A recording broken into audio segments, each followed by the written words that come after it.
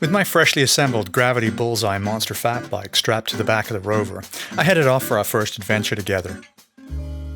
Pinehurst Mountain Bike Trail in Palm Beach is an easy ride. It offers a little of everything: palmetto roots, sugar sand, mud, punchy climbs, and some well-maintained man-made features too. The bike behaved, well, like a bike. It felt obviously heavier than my cross-country race bike, and not as nimble, obviously.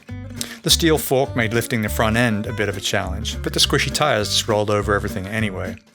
It had a tendency to want to stand itself up in some of the faster corners, which proved to be a little exciting at times, and it had an unnerving tendency to self-steer on hard surfaces, but it was quickly tamed.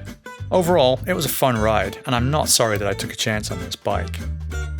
But I already own several bikes that do all of that and more, and most of them do it better, so perhaps I need to rethink this first ride. Maybe I shouldn't be riding a trail at all.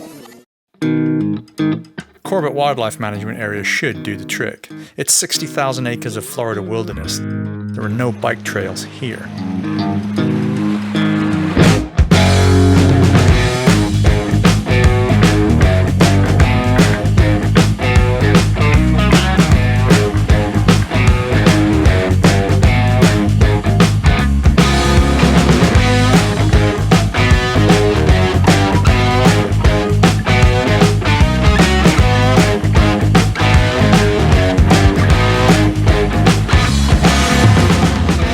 This is just one of the reasons I bought this bike. It plowed through everything.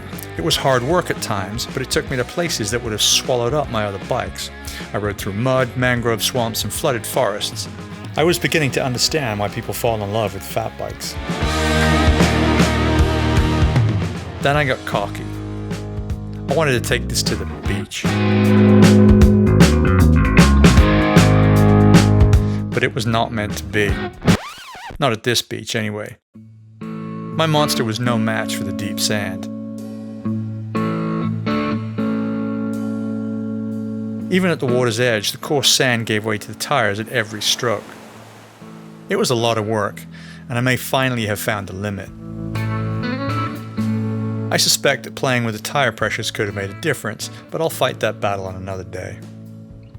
I had a blast on this bike. It can be a handful at times, and it feels every bit like it weighs 38 pounds, which mine does. The self-steering tendency was irritating at first, but the good news is that on soft or loose surfaces, it all but disappears. If you're in the market for an inexpensive fat bike, this one won't disappoint.